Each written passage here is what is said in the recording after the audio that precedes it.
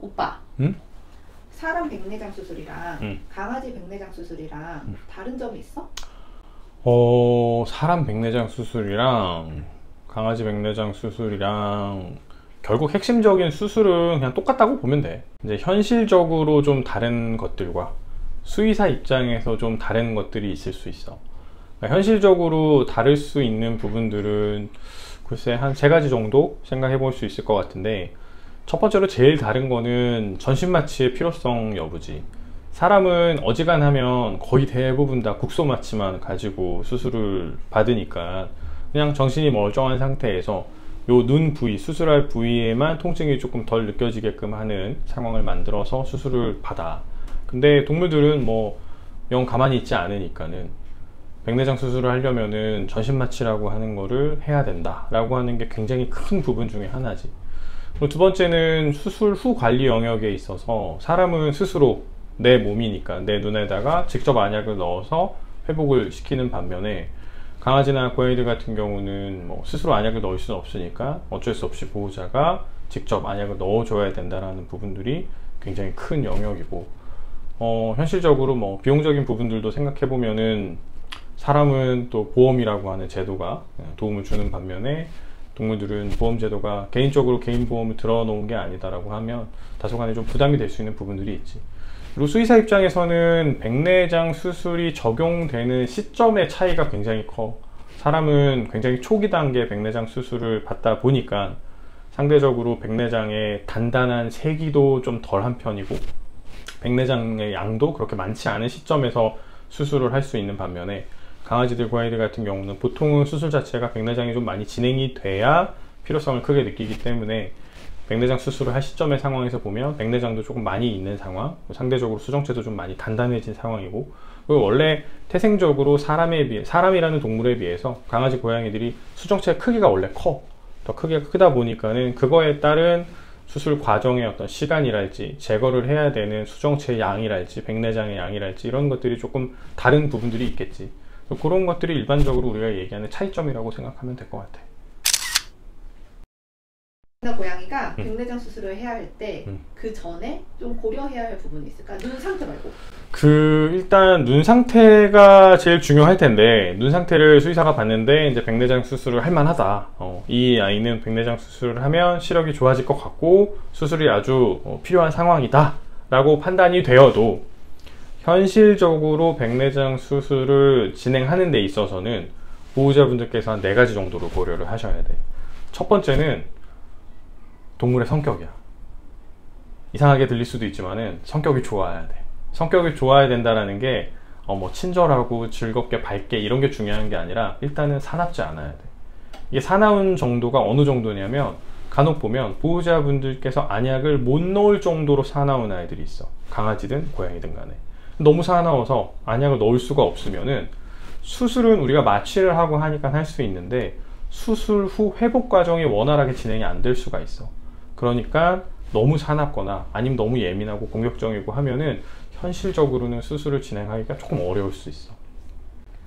안약을 얼마나 자주 넣어야 되는데? 뭐 이거는 수의사들마다 다 조금씩 개인의 취향과 성향에 따라서 달라지는 부분들이니까는 다 똑같다고 볼 수는 없는데, 나는 개인적으로는 수술이 끝나면 하루에 한 6번 정도씩은 안약을 넣으셔야 된다고 말씀을 드리는 편이라, 보통은 그런 정도의 약물 사용이 한 1, 2주는 진행이 돼야 되고, 조금 상태가 안정이 되고 호전이 되면은 보통 한 4차례 정도는 이어서 점안을 하는 게 한 3주에서 4주 정도는 더 이어져야 되지. 상당히 많은 횟수의 안약을 넣어야 되니까, 넣을 때마다 아이가 너무 흥분하거나 과도하게 공격성을 보인다라고 하면 사실 이거는 조금 힘들 수 있는 부분들이기는 해. 안약을 6번 중에 한두 번 빼먹었어.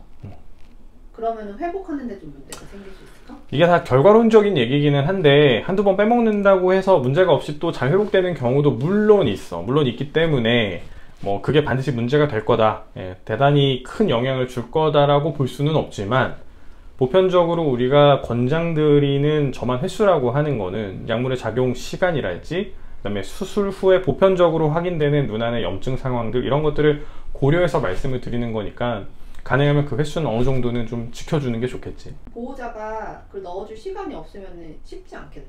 그래서 현실적으로 그 성격이 괜찮아서 안약을 잘 넣을 수 있는데 문제가 이제 보호자분들의 시간이야. 그러니까는 현실적으로 다른 조건들이 다 괜찮아도 보호자분들께서 수술 후에 안약을 어느 정도는 동물병원에서 권장하는 수준으로 안약을 넣을 수 있어야 되고, 그 다음에 병원에 내원을 하는 것도 어느 정도의 빈도를 가지고 내원을 할 수가 있어야 되는데, 안약을 넣을 시간이 도저히 안 된다든지, 그 다음에 병원을 오는 시간이 너무 제한적이다 라고 하면 현실적으로 수술 후 회복 과정이 또 마찬가지로 원활하게 진행되기가 좀 까다로울 수 있어.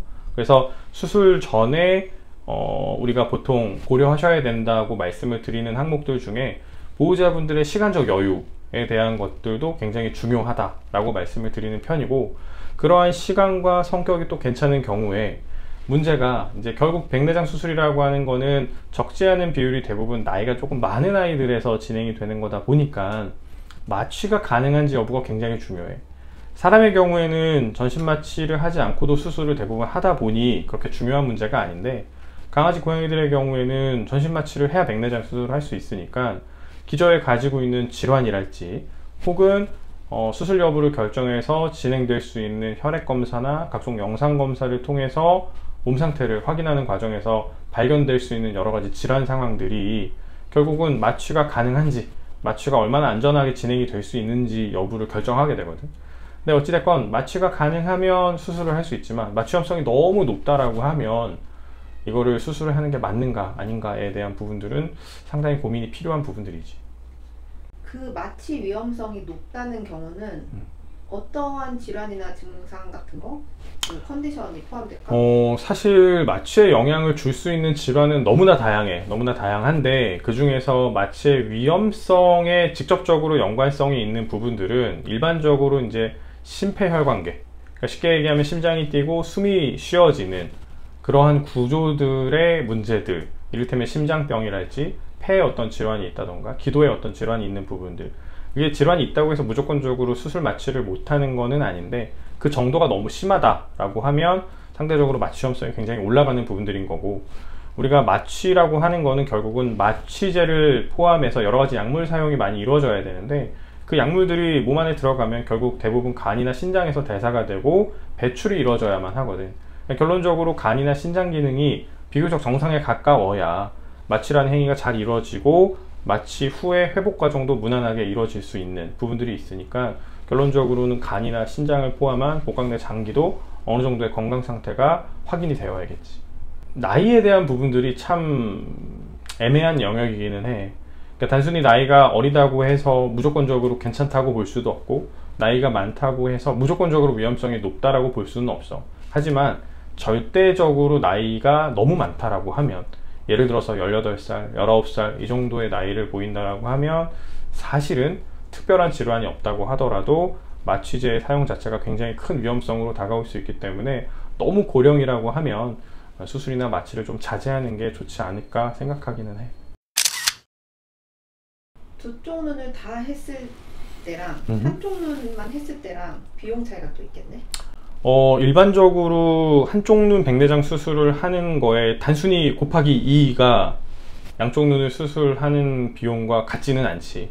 왜냐면 마취라는 행위도 그렇고 마취를 진행하는 과정, 준비 과정이 뭐 양쪽 눈 수술한다고 이게 다 똑같이 2배가 들어가는 건 아니다 보니까 당연히 곱하기 2는 아닌데, 한쪽 눈을 수술하는 거에 비해서는 어쨌든 비용이 상당히 더 들어가는 부분들이 있으니까는 한쪽 눈 수술을 할지 양쪽 눈 수술을 할지에 대한 거는 뭐 현실적으로 눈의 상태도 중요하겠지만 비용적인 부분들도 함께 고려가 돼야 되긴 할 것 같아.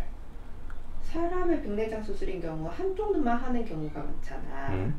동물도 한쪽 눈만 하는 경우가 훨씬 많아? 동물도 원칙적으로는 한쪽 눈만 수술을 하고 반대쪽 눈도 이어서 수술을 필요에 따라 진행하는 것이 원칙이야. 원칙은 한쪽 눈씩 수술을 하는데 이제 여기서 우리가 고민이 좀 필요한 부분들이 두 가지가 있어. 첫 번째는 양쪽 눈 백내장의 단계가 비슷한 경우가 있거든. 양쪽 눈 다 굉장히 백내장이 많이 진행이 돼서 양쪽 눈 다 시력이 굉장히 많이 떨어져 있다라고 하면 사실은 양쪽 눈을 동시에 수술하는 게 더 좋을 수도 있어. 대표적으로 양쪽 눈이 비슷하게 많이 진행되는 경우가 당뇨에 의한 당뇨성 백내장이야. 당뇨성 백내장은 거의 대부분의 케이스가 양쪽 눈이 동시에 상당히 많이 진행이 돼. 그러다 보니까는 크게 고민할 것 없이 양쪽 눈을 동시에 수술하는 경우가 훨씬 많아. 그리고 또 한 가지는 사람이랑 다르게 전신마취라는 행위를 동반해야 백내장 수술을 할 수 있다 보니까 과연 양쪽 눈을 각각 수술하기 위해서 두 번의 마취 행위를 할 건가에 대한 고민이 좀 있을 수 있어. 그래서 예를 들어 나이가 너무 많다던가 마취염성에 대한 보호자 부담이 너무 크다거나 하면은 동시에 양쪽 눈 수술하는 경우도 있을 수 있지.